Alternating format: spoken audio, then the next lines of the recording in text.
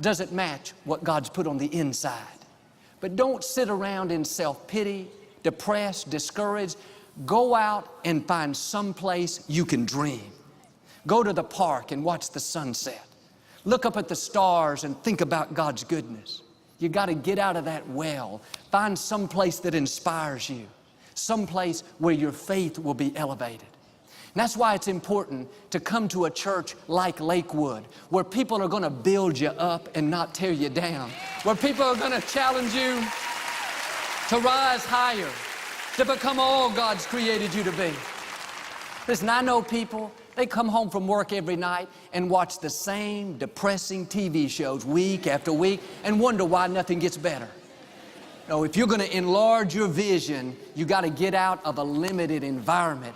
Put yourself somewhere bigger than you are right now. That atmosphere of victory, of success. I heard a famous rapper being interviewed on television years ago. The interviewer asked him why his lyrics were so filled with hatred and violence, and why he always talked about killings and shootings and muggings. And he said, "Oh man, I'm just rapping about life.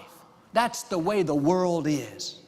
No, the truth is, that's not the way the world is. That's the way his world is. That's the way it is the 6 blocks around his house. If he'd drive 3 miles down the freeway, he'd see people loving their families, people going to colleges, people starting businesses, people fulfilling their destiny. What's the problem? His vision is being limited by his environment. All he's got to do is get in a different environment, an environment that inspires him instead of depresses him. I have friends that run an orphanage in a very poor nation. Every Friday, they go down to the slums and they take these children to the beach. They call it Dream Day. As the children play in the sand and the water, and they look at the beautiful ocean, and they watch the magnificent sunsets, they talk to them about how God knew them before they were formed in their mother's womb, how they have seeds of greatness on the inside. They speak vision into them. They're finding that these children from the slums are overcoming incredible odds, getting scholarships to colleges, breaking out of poverty, becoming leaders in the community. Proverbs 29:18 says, "Where there is no vision, the people perish."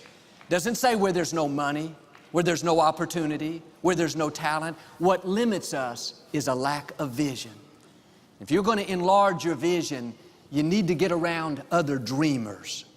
Get around people that are going places, people that inspire you to rise higher. If you're the smartest one in your group is too small. You got to get out of your well. You need to be around people that know more than you, people that are doing more than you. And don't be intimidated by them. God brings people into our life to help expand our vision. Only small-minded people get jealous. Only small-minded people try to compete and prove that they're really better. No, don't be insecure, be inspired. The right attitude is, hey, God, if you did it for them, you can do it for me. It makes a difference who you associate with. Elisha hung around Elijah, and he got a double portion. Joshua hung around Moses, and he went into the promised land. Samson hung around compromisers, and he missed his destiny. You got to get around other dreamers. Your vision is going to be